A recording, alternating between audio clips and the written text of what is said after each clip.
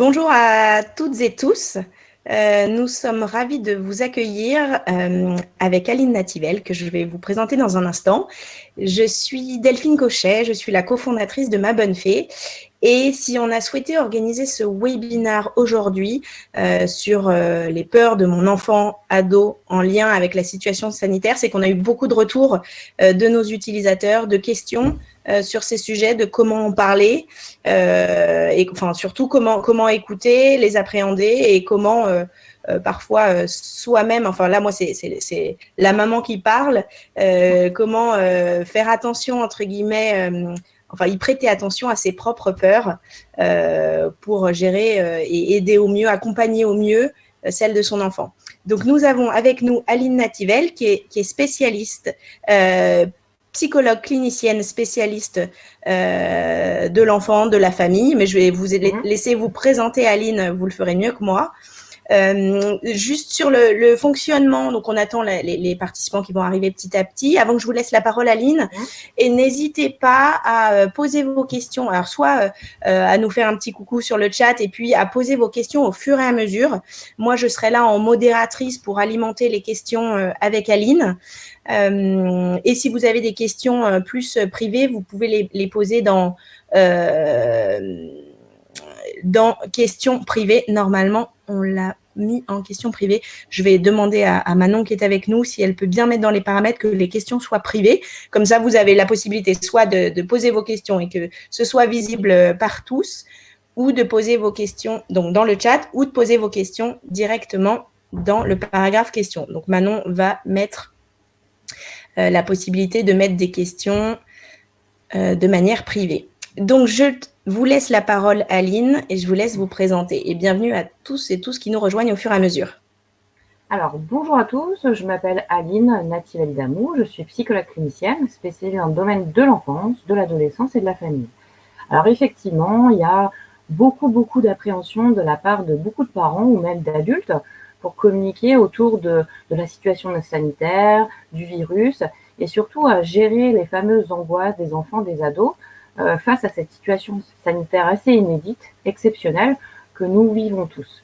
Donc, ce qu'on va essayer de faire ensemble, c'est que moi, je vais vous apporter une petite approche théorique, mais l'objectif aussi, c'est que vous osiez, vous autorisiez à poser vos questions pour que je puisse éventuellement vous apporter quelques préconisations ou solutions pour vous aider dans votre quotidien avec votre enfant. Donc, notre thématique, elle est quand même très importante pour l'enfant et pour l'adolescent, c'est d'être capable en tant qu'adulte de pouvoir recevoir des peurs, des angoisses, des phénomènes anxieux de la part des enfants et des adolescents. Quelquefois, vous êtes en difficulté, donc je mets les adultes globalement, il y a un espèce de blocage parce que vous avez peur d'aborder certaines thématiques, parce qu'il y a vos angoisses aussi, il y a vos propres interrogations.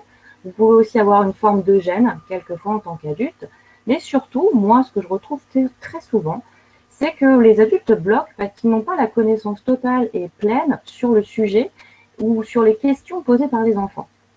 Quelquefois aussi, il y a certains adultes qui ont peur de mal gérer leurs émotions selon la thématique. Il y a aussi certains adultes qui banalisent un peu les émotions des enfants. Et puis surtout, pour écouter, de toute façon, il faut être disponible physiquement et psychiquement. Et il faut avoir envie de communiquer. Et puis surtout, notre situation sanitaire, elle touche quand même le coronavirus, la Covid-19, le cocovirus, tout dépend comment on l'appelle. Et c'est une thématique qui touche au médical, à la santé, à la transmission, la contamination, mais aussi à la mort. Donc quelquefois, on peut avoir cette perception comme quoi les enfants sont trop jeunes, sensibles ou fragiles pour qu'on puisse en parler. Et puis, le dernier point de blocage, quelquefois, c'est un sentiment que vous avez de vouloir protéger, voire surprotéger votre enfant de la situation actuelle et de l'actualité. Sauf que votre enfant, concrètement, il a besoin de communiquer avec vous. Alors, il y a un espèce de curseur à avoir pour avoir une communication dite réussie avec son enfant et son adolescent. C'est que vous avez 4 plans à prendre en compte. Le premier, c'est le plan intellectuel. Donc, qui situe son âge avec un stade de développement. Ce qui fait qu'il faudra toujours pouvoir adapter votre discours et les outils ou les méthodes adaptés à son âge et aussi, j'ajouterai par la suite, à sa personnalité. Ce qui fonctionnera avec un enfant de 6 ans qui a, par exemple, déjà un profil anxieux, ne fonctionnera pas avec un autre type d'enfant au même âge, avec un autre profil, une autre personnalité. L'autre point extrêmement important, puisqu'on parle des émotions, la peur c'est une émotion, c'est le plan émotionnel. Donc c'est la prise en compte de ces ressentis à la fois psychiques, cognitifs, émotionnels, mais aussi toutes ces sensations corporelles, puisque la peur va amener des sensations corporelles bien particulières. Vous avez l'autre point, c'est le plan de communication, c'est-à-dire que est-ce que vous voulez entamer un dialogue? Il va falloir aussi accepter les temps de silence, les fameuses questions aussi des enfants, et tout ce qui est en lien aussi avec l'observation pendant que vous communiquez avec votre enfant, c'est-à-dire voir un petit peu comment il réagit, ses mimiques faciales, sa façon dont il s'assoit, est-ce qu'il a besoin à ce moment-là d'être touché éventuellement, regarder davantage, et puis tout ça, ça vous donnera effectivement certains outils à utiliser. Et puis, le plan psychologique, qui est très très important quand on parle de la peur, puisque votre enfant va vous verbaliser ses perceptions, mais aussi ses réflexions. Et vous, ça sera à vous de décoder les réactions, les défenses, mais aussi les protections qu'il met en place face à cette peur. Tout ça pour vous dire qu'il va falloir prendre en compte votre enfant dans sa globalité, sans pour autant vous oublier aussi vous-même, parce que vous ressentez aussi certaines choses particulières en lien avec cette situation.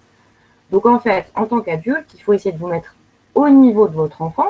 Alors le mot niveau, ça veut dire qu'il va falloir vous adapter au maximum par rapport à ce qu'il vit et ce qu'il ressent. Et puis surtout, vous dire que n'ayez pas peur des peurs de vos enfants. C'est légitime d'avoir peur. Ils ont le droit d'avoir peur. Maintenant, c'est qu'est-ce qu'on fait avec eux pour alléger ces peurs, mais surtout les aider à verbaliser. Donc concrètement, là on va rentrer en cœur du sujet, c'est que les enfants ont besoin clairement de la part de leurs adultes de référence, un discours simple, clair, vrai et authentique. Et en plus, face à cette situation inédite, renouvelée, donc c'est-à-dire que vu qu'on a accès à d'autres informations, vous pourrez effectivement vous autoriser aussi à renouveler tout ce que vous pouvez lui dire en fonction de l'évolution des connaissances qu'on peut avoir sur la situation sanitaire. Et toujours adapté à la personnalité de votre enfant. Ça, c'est extrêmement important. Oui, Delphine? Aline, je me permets de vous couper. Je propose aussi, je ne sais pas si les participants, vous avez vu la question que j'ai mise dans le chat. N'hésitez pas à nous préciser l'âge de vos enfants. Ça nous permettra d'aiguiller, de voir si vous participants, vous avez plutôt des enfants en bas âge. Moi, personnellement, je vais avoir des questions parce que mes enfants ont 3 et 4 ans. Et effectivement, une des questions, ça va être jusqu'où? Qu'est-ce que je dis et jusqu'où? Où est-ce que je mets la limite de ce que je leur explique? Mais avec un adolescent, bon, c'est même plus les mêmes questions. Donc, n'hésitez pas, voilà, à préciser. Donc, Céline nous précise qu'elle a un enfant en maternelle et un enfant en primaire, donc 4 et 6 ans. Donc, là aussi, des jeunes enfants. N'hésitez pas à mettre l'âge de vos enfants pour qu'on ait une petite idée. Oui, alors après, effectivement, au niveau des questions, je pourrais peut-être adapter. Mais de façon assez claire, vos enfants ont besoin d'accéder à des informations qui seront effectivement adaptées en fonction de l'âge, au niveau du vocabulaire, au niveau des outils, et cette notion aussi de limite à qu'est-ce que je peux dire, qu'est-ce que je m'autorise à dire. Il y a aussi quelque chose d'important par rapport aux questions des enfants, c'est que les adultes, quelquefois, rechignent un peu à dire « je ne sais pas ». Je ne sais pas, je n'ai pas la réponse à ta question. Ou aussi, c'est important de dire on va chercher ensemble ou je vais chercher de mon côté. Ça permettra à l'adulte aussi de prendre le temps de la réflexion au besoin et aussi de l'aiguiller dans la recherche d'informations. La chose aussi très importante, c'est de pas forcément faire du copier-coller de ce que vous lisez, mais plutôt vraiment d'adapter, de personnaliser votre discours. Je vous dis, votre enfant, par exemple, adore les lapins, adore les dinosaures, adore l'astronomie. Vous pourrez effectivement utiliser ces centres d'intérêt pour parler du virus, de la situation sanitaire. Ça, c'est valable pour les jeunes enfants. Pour qu'il y ait une accroche et un intérêt particulier. C'est par exemple créer une histoire avec les dinosaures, avec les lapins, avec un lion, qui va effectivement, par exemple, combattre le cocovirus, par exemple. votre enfant il sera davantage réceptif parce qu'il y aura un centre d'intérêt. C'est ça que je dis dans le discours, qu'il faut adapter vos outils en fonction de votre enfant pour qu'il puisse avoir toutes ces connexions et ce centre d'intérêt aussi, cette vigilance à essayer de comprendre ce que vous lui expliquez. Et puis, surtout, c'est aussi accepter toutes les émotions de votre enfant. C'est vraiment accueillir d'une façon bienveillante quand il essaye de vous expliquer ses peurs, ses angoisses, même si pour vous, ça vous paraît un petit peu trop, lui, c'est ce qu'il ressent. Il n'a pas forcément tous les filtres, donc c'est vraiment important qu'il puisse, lui, se dire « Ah tiens, papa, maman, mon enseignante ou un autre adulte de référence m'écoute » et surtout ne juge pas à me dire « Ah, tu fais ton bébé, ah, t'es pas assez grand pour ressentir, pour faire tout ça, etc. » Là, on est dans un contexte anxiogène que même certains adultes ressentent. Donc les enfants, quelquefois, vu qu'ils n'ont pas forcément cette maturité affective et cognitive, ça peut être quelquefois amplifié. C'est pour ça que je conseille souvent de mettre en place des rituels d'échange. Alors les rituels d'échange, ça peut être entre vous et votre enfant. Et puis aussi, ce qui est important, c'est le collectif, surtout au sein d'une famille. Alors soit vous décidez de faire un temps d'échange sur la situation sanitaire avec l'ensemble de la famille, ou vous pouvez aussi décider par fratrie, c'est-à-dire soit papa, soit maman décide de parler à la fratrie. Vraiment, ça, c'est des choses qui sont bien acceptées par les enfants et surtout, ils sont demandeurs.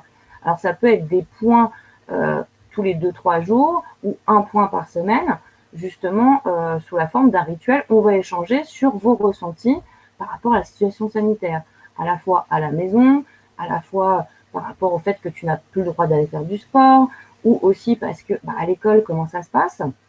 Tout ça, c'est vraiment important pour l'enfant parce qu'il va se sentir considéré et que vous allez prendre en compte aussi que pour lui, c'est difficile éventuellement de vivre cette situation sanitaire.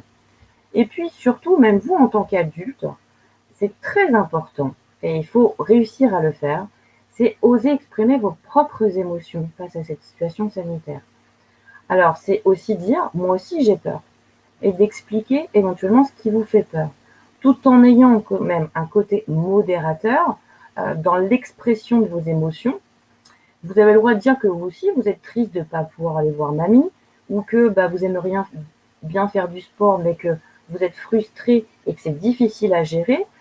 Quand vous faites ça en tant qu'adulte, pour l'enfant et même l'adolescent, il y a quelque chose d'assez de libérateur en se disant même mes adultes ont peur, ils ont des doutes, ils ont des interrogations, et que finalement, je me sens moins seule avec ce que je ressens et que je peux les partager. Ça, c'est vraiment quelque chose d'important et qu'il va y avoir un phénomène de toi aussi, tu vis ça, donc tu peux éventuellement me comprendre. Donc, je peux aussi m'autoriser à t'en parler.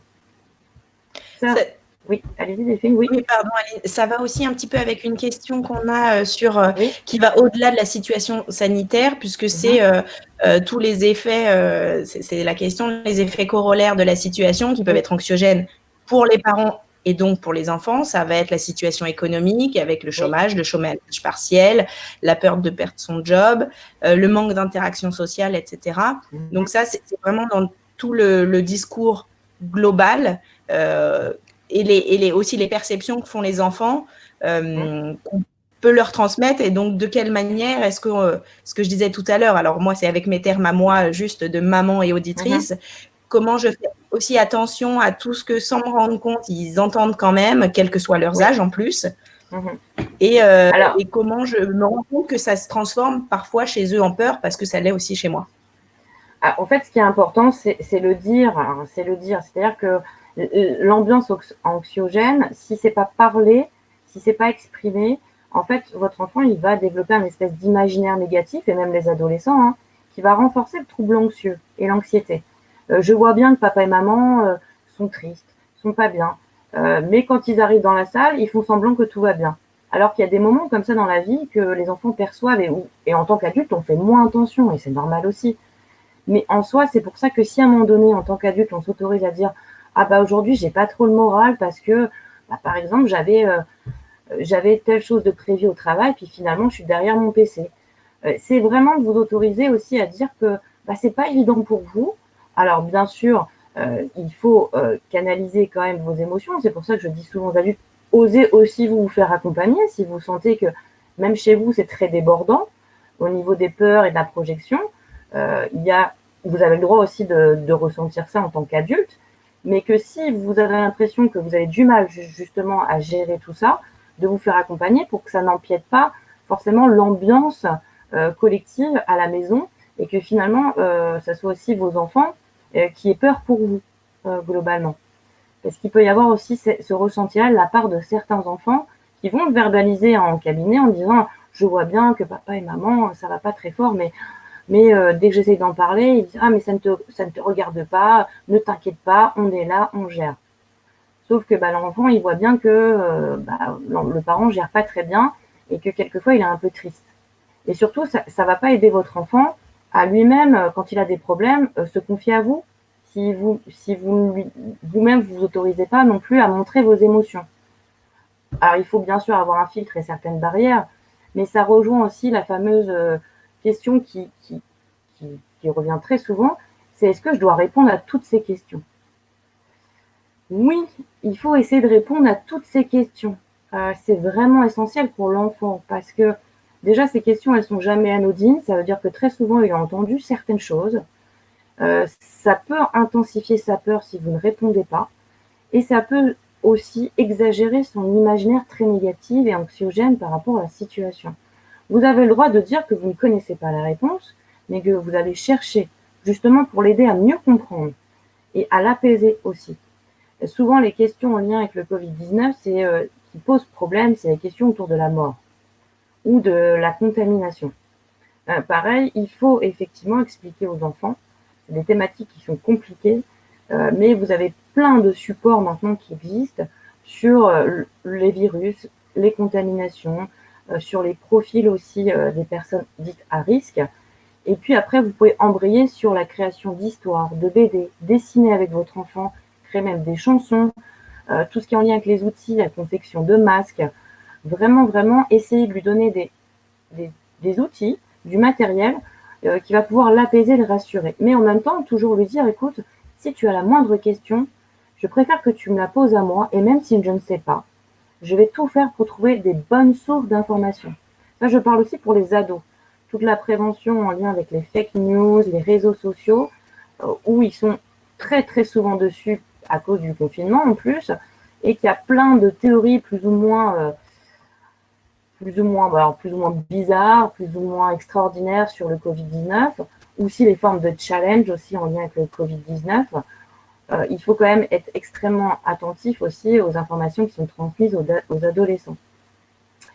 Et donc aussi, qui fait écho à ce que la question, c'est essayer, en tout cas à la maison, de les tenir le plus à l'écart des sources d'informations qui pourraient être davantage anxiogènes, comme la radio, certaines chaînes d'information.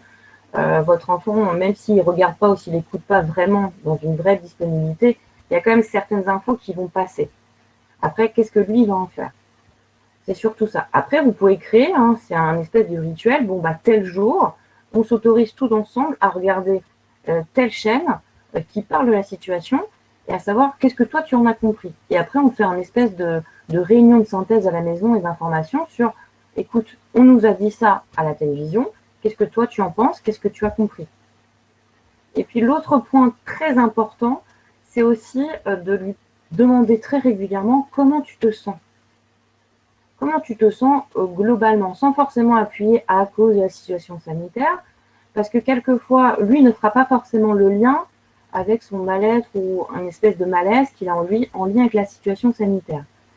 Donc ça, c'est une question qui est importante. Et puis, pareil, je conseille souvent aux parents et aux adultes de plutôt utiliser le mot geste protecteur plutôt qu'à la place de geste barrière.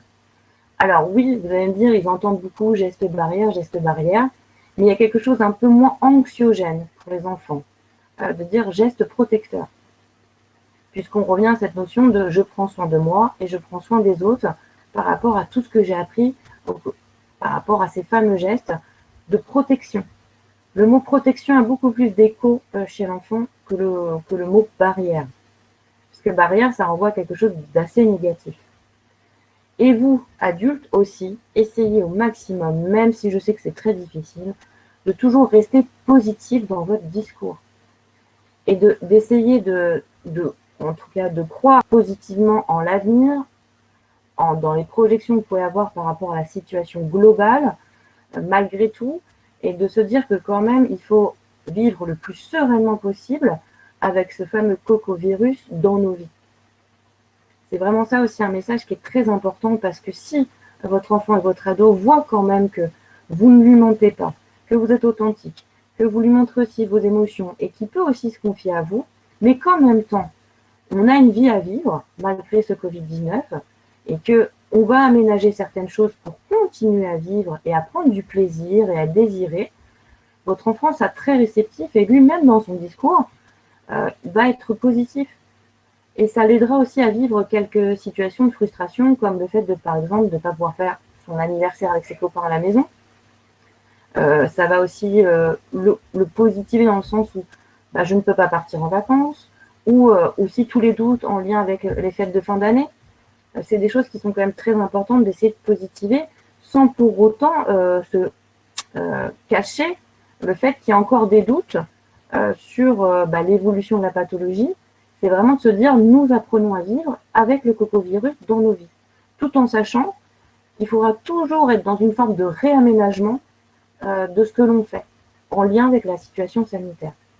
Et puis pareil, les adultes, montrez l'exemple au quotidien sur les gestes protecteurs, sur votre façon d'interagir, sur votre côté souriant, positif.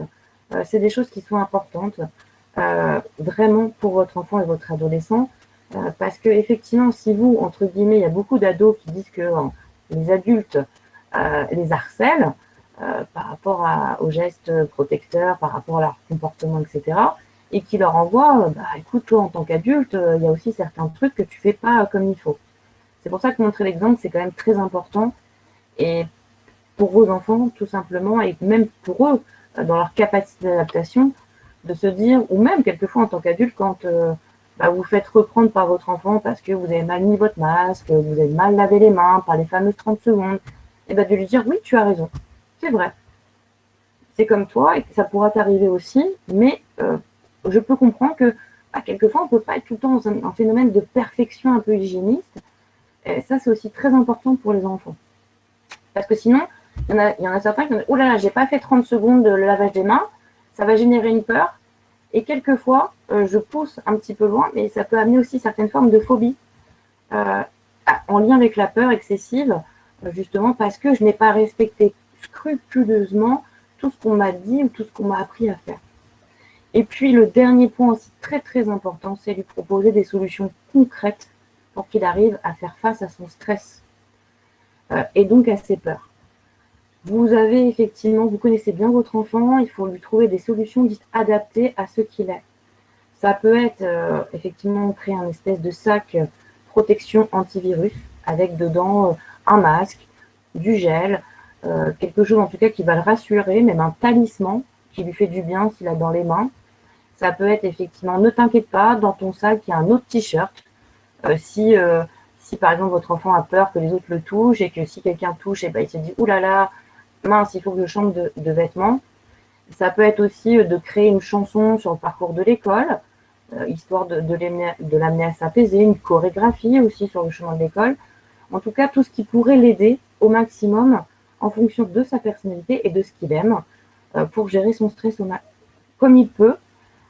C'est très important, ça peut être des séances de méditation, ça peut lui apprendre la cohérence cardiaque, ça peut être plein de petites choses en lien avec ce que lui, il aime faire et surtout des outils auxquels il adhère. Il ne faut pas lui imposer. Ça, c'est aussi très important, sinon il ne va pas du tout les utiliser de toute manière. L'autre point important, c'est aussi vraiment les adultes, ne pas minimiser ce que votre enfant ressent. Parce qu'il vit comme vous cette situation sanitaire. Donc, vous partagez des préoccupations communes, que ce soit sur les fêtes de fin d'année, que ce soit sur l'hygiène, sur ce que vous avez le droit de faire, ne pas faire, sur le confinement, le couvre-feu. Donc ça, c'est des choses vraiment que nous, en tant que citoyens, c'est pour ça que c'est quelque chose d'important aussi à mettre en avant, vos enfants vivent aussi, comme vous, cette situation sanitaire. Pareil, si vous l'amenez vraiment à échanger sur ses peurs, Ça va l'aider déjà à les verbaliser, à les nommer aussi, c'est quelque chose d'important, ce qui va l'aider concrètement à comprendre ses ressentis, mais aussi ses émotions. Et à partir de là, il aura plus de facilité à les surmonter. Donc c'est pour ça que maintenant, il existe plein de petits outils sur l'apprentissage des émotions, sur comment on nomme une émotion, ce qu'on ressent. Ça aussi, c'est très important parce que quelquefois, les enfants n'arrivent pas à nommer ce qu'ils ressentent. Les adultes ont aussi quelquefois du mal à interpréter ce que les enfants ressentent. Donc c'est quand même très important de parler des émotions. Et puis aussi, vous mettre totalement dans sa dimension d'enfant. Vous, une peur qui peut vous paraître excessive, dans un monde enfantin ou même d'adolescent, c'est très légitime. Donc il faut quand même faire très attention à ça. Et surtout, j'appuie même, ne pas vous moquer d'eux. Ça, c'est quand même très important. Vous pourrez éventuellement après échanger avec votre partenaire éducatif et peut-être rigoler si vous voulez avec lui, sur les peurs un peu incroyables de vos enfants. Mais devant eux, évitez au maximum. Et puis aussi, ce qui est important, c'est qu'on peut tous avoir du mal à verbaliser ses peurs, ses angoisses et ses doutes, peu importe son âge. Mais pour les enfants, quand même, quelquefois, c'est plutôt pour comprendre ce qui se passe à la fois dans leur tête, dans leur corps, mais aussi dans leur cœur. Et c'est ça aussi qui peut amplifier le sentiment de peur. Donc c'est pour ça qu'il faut les aider justement à nommer ces peurs. Et puis surtout aussi, faites super méga confiance à votre intuition parentale. Vous avez le droit de vraiment, à un moment donné, vous dire « Ah tiens, je sens que mon enfant va pas très bien en ce moment, je vais lui parler, je vais lui proposer telle activité ou telle chose. » Vous avez le droit. Alors, je pense souvent aux ados, parce que souvent, il y a des parents qui voient bien que leur enfant ne va pas bien, et ils vont, mais ils se prennent, entre guillemets, un mur. Ça, c'est l'expression des ados. Mais en même temps, vous avez aussi le droit de vous tromper, d'avoir l'impression que votre enfant a peur ou est triste et frustré, et que finalement, c'est pas ça. Vous avez le droit aussi de vous tromper. Mais en même temps, vaut mieux être dans un côté prévention en tant que parent et d'essayer quand même d'identifier les peurs de son enfant en lien avec la situation sanitaire, justement pour ne pas éventuellement rater quelque chose qui pourrait s'enraciner. C'est surtout ça aussi qui est important pour votre enfant. Et puis, on l'a dit, c'est gérer vos émotions. Vous-même, si vous sentez que vous êtes débordé par vos émotions ou vos ressentis face à la crise, vous pouvez aussi vous confier à votre entourage, à votre partenaire éducatif, et pourquoi pas un expert du soin psychique. Pourquoi pas? Ça peut être aussi important pour vous et intéressant pour vous. Ne pas être dans le jugement, effectivement, des réactions de votre enfant, on l'a dit, de différentes façons. Lui fournir les outils et le matériel nécessaire, que vous pourrez même créer sous forme d'atelier, pourquoi pas, au niveau de la fratrie ou même de la famille. Et puis, gardez aussi en tête que votre enfant a besoin de temps pour intégrer l'ensemble des informations que vous allez lui donner sur la situation sanitaire et même aussi pour comprendre ses peurs. Donc, ce qui fait que souvent les enfants vont dans un phénomène de répétition à votre égard, au niveau des questions ou même au niveau de l'expression de leurs émotions. Donc, c'est pareil, il faut être patient, il faut continuer à accueillir d'une façon la plus bienveillante possible ce qu'ils ressentent et vraiment lui dire que tu as le droit de t'inquiéter, c'est normal parce qu'il y a eu plein de changements dans notre vie depuis 2020, qu'à chaque fois il y a aussi des modifications, donc ça n'aide pas non plus à une forme d'apaisement, mais en même temps, toi, moi et les autres, on fait tout pour essayer de lutter contre le Covid-19. Ça, c'est important aussi de l'inclure dans cette lutte, puisqu'on met en avant aussi la dimension citoyenne, on met en avant aussi quelque chose de très important, c'est l'empathie sociale, et aussi de prendre en compte que lui aussi prend soin de lui en faisant tout ce qu'il est en train de faire. Donc c'est aussi très important pour votre enfant. Et voilà, vous avez maintenant plein d'outils qui existent. Donc là, je vous ai mis quelques petites références. Alors c'est des ouvrages, c'est des affiches, c'est effectivement des choses qui sont en lien avec les émotions. Vous pouvez vous en inspirer et même, le conseil vraiment numéro 1 que je vous donne, c'est aussi de recréer par vous-même certains outils qui pourraient être adaptés à votre enfant. Si votre enfant, par exemple, n'aime pas trop les monstres, et ben, vous pouvez utiliser autre chose pour parler des émotions. Et il y a vraiment plein d'ouvrages maintenant qui parlent des virus, du cocovirus. Donc n'hésitez pas, même chez vous, à créer aussi certaines affiches.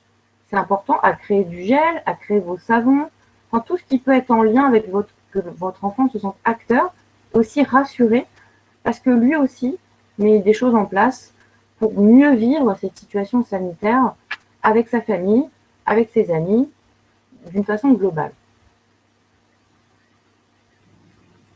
Alors, je ne sais pas s'il y a d'autres questions. Céline nous parlait de la période globalement qui est anxiogène avec l'actualité qui a été très mouvementée à cette reprise de l'école après les vacances scolaires. Alors ça tombe bien parce que justement, c'est le sujet qu'on abordera lundi prochain, qui est un sujet sur comment parler concrètement de l'actualité avec mon enfant ado.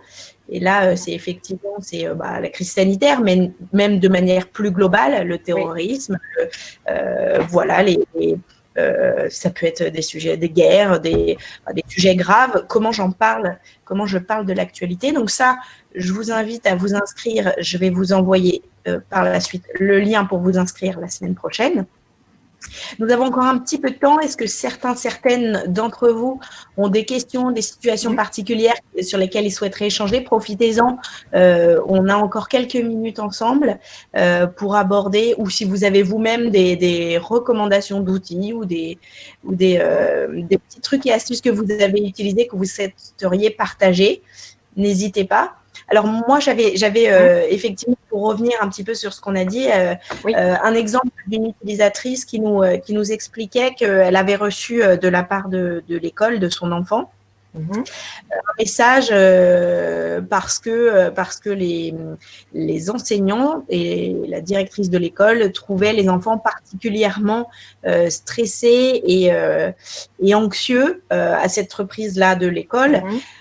Dans un état dans lequel ils étaient plus habitués à les voir quand on approche des prochaines vacances. Et elle incitait fortement justement les parents à entre guillemets, surveiller leur enfant, à faire attention. Je réutilise ces termes qui sont les miens, justement à ne pas créer un climat trop anxiogène. Donc, je pense que ça revient justement à tout ce que vous avez expliqué, Aline, à écouter peut-être ses propres peurs aussi, avant même ses enfants. Il y a beaucoup trop d'adultes qui ne reconnaissent pas non plus que cette situation nous affecte. Et c'est aussi important de pouvoir le verbaliser, d'avoir vous-même en tant qu'adulte le maintien de liens sociaux aussi, c'est quelque chose d'important. Et d'avoir un confident ou voire à un moment donné aussi de vous dire, bon là, j'arrive pas à gérer, et de vous orienter vers un expert du soin psychique. Ça pourra faire beaucoup de bien. Il y a beaucoup de parents qui véhiculent justement leur angoisse alors que leur enfant n'est pas forcément plus que ça angoissé. Ça, c'est quelque chose aussi d'important que moi je vois à mon cabinet, parce que le parent m'explique que son enfant fait ceci, ça, et quand je le reçois, moi, en individuel de l'enfant, il m'explique concrètement que c'est ses parents et c'est les adultes qui génèrent du stress chez lui, parce qu'ils s'agitent, parce qu'ils sont pas clairs dans leur discours, parce que papa et maman en font trop pour le lavage des mains, que même sur le parcours de l'école, on leur répète 20 fois, fais attention, ne touche personne, fais attention à ceci, fais attention à cela, et que finalement ça génère une espèce de charge supplémentaire sur le côté un peu soit hygiéniste. Alors là, lui, l'enfant, il retient juste que le parent l'a saoulé tout le long, c'est ce qu'ils disent en consultation, les enfants tout le long de l'école, et qu'il arrive déjà à l'école, il est de mauvaise humeur, et que finalement, il garde quand même en tête toutes ces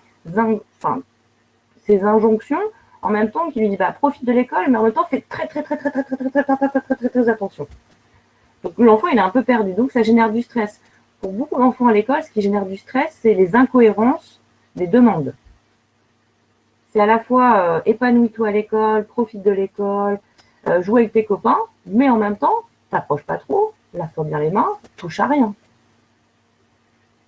Ça, il y a beaucoup d'enfants qui le verbalisent, ils comprennent pas forcément tout, d'où le fait que c'est pour ça que moi je préconise beaucoup aux adultes de laisser aussi les enfants s'approprier les outils, les méthodes, les consignes, qui est quand même un temps par rapport à ça, et surtout qu'on ne les dispute pas à outrance s'ils ne respectent pas à la lettre tous les fameux gestes protecteurs. et qu'ils ont aussi le droit, les enfants, d'oublier un petit peu dans leur journée le cocovirus. Mais ça, c'est quelque chose qui est difficile parce qu'en tant qu'adulte, on a peur pour l'enfant, on a peur de la maladie, on a peur effectivement aussi des situations de transmission. Donc, ça génère effectivement beaucoup d'anxiété. Alors, je ne jette pas la pierre aux adultes, mais concrètement, il faut un petit peu d'harmonisation dans ce qui est dit et dans ce que l'enfant est capable de vraiment faire. Parce que l'enfant, c'est la légèreté, c'est aussi l'insouciance, donc il faut aussi qu'ils gardent ça. Maintenant, oui, il faut être vigilant sur leur état global, comment te sens-tu? C'est pour ça que cette phrase, elle est importante, sans pour autant que ça devienne un interrogatoire de police à chaque fois qu'ils rentrent de l'école. Alors, Céline nous parle, c'est vrai qu'on n'a pas abordé et on a eu ce retour aussi d'utilisateurs pour les enfants maintenant à partir de 6 ans qui portent le masque toute la journée. Donc Céline dit difficile de l'oublier pour eux quand ils portent le masque toute la journée. Et on a eu, ce que je disais, des retours d'utilisateurs qui nous disent c'est compliqué pour mon enfant de garder le masque, de l'intégrer, de vivre avec toute la journée. Bien sûr, alors c'est extrêmement difficile pour eux parce que alors ils ont l'habitude de voir des gens avec un masque, c'est une certitude, donc il y a plus cette notion de j'ai peur ou je ne comprends pas pourquoi les autres portent un masque. Ils comprennent l'utilité du masque et ils comprennent aussi que ça peut être aussi bénéfique pour eux. Mais concrètement, porter un masque, même pour un adulte, toute une journée, c'est extrêmement compliqué parce que l'enfant il a touche, il a besoin de toucher son visage. Il a aussi l'impression qu'on l'entend moins bien. Il a aussi quelquefois du mal à articuler davantage. Et puis, il y a aussi ce phénomène où il a l'impression quelquefois de moins réussir à respirer. Et puis, il peut avoir mal aux oreilles. Il peut effectivement... Il y a plein de choses qui font qu'à un moment donné, pour les enfants de 6 ans, c'est extrêmement compliqué, de toute façon. Et ça, c'est une réalité. Après, c'est le port du masque obligatoire.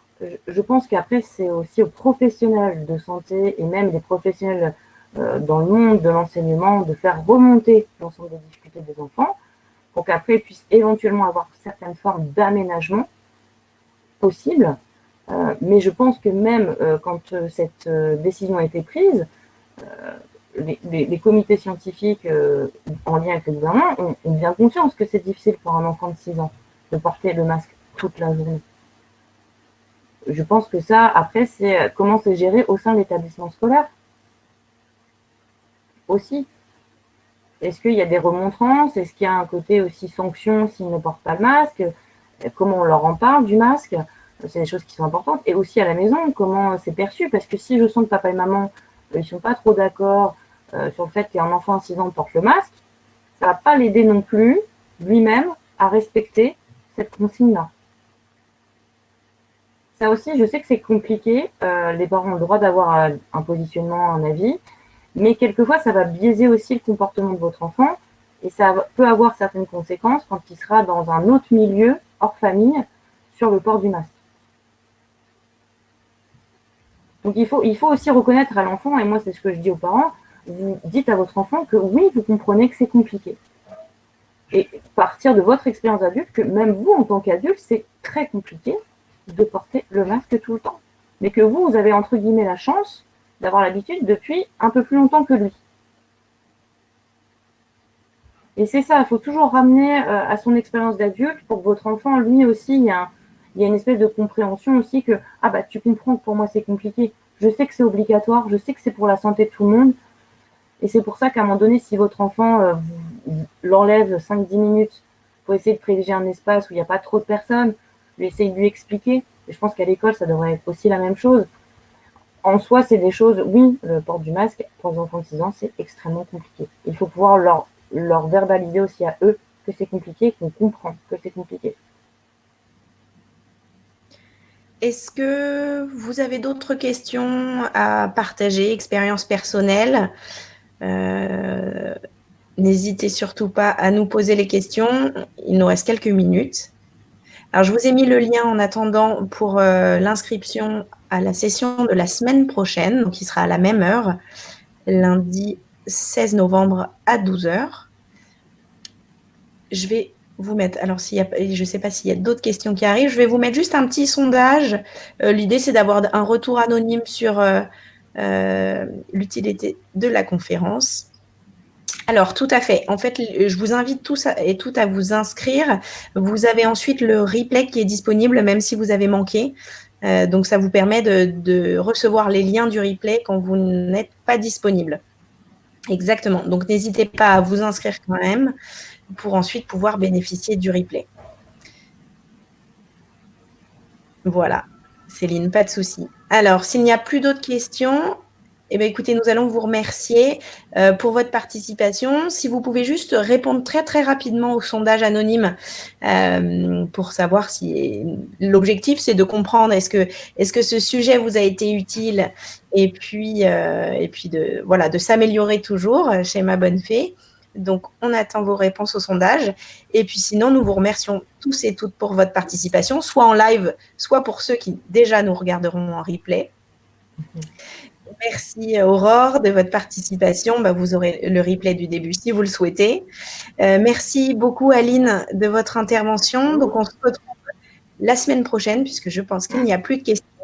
On se retrouve la semaine prochaine. D'ici là, n'hésitez pas, même si vous avez des questions, à vous les écrire en amont pour pouvoir les partager sur le moment en live. C'est toujours après coup, on se dit, ah, mais je voulais demander ça. Donc, n'hésitez pas à vous les noter. Et je vous souhaite à tous et toutes une très bonne journée. Merci beaucoup. Au revoir tout le monde. Continuez à bien prendre soin de vous et de vos proches.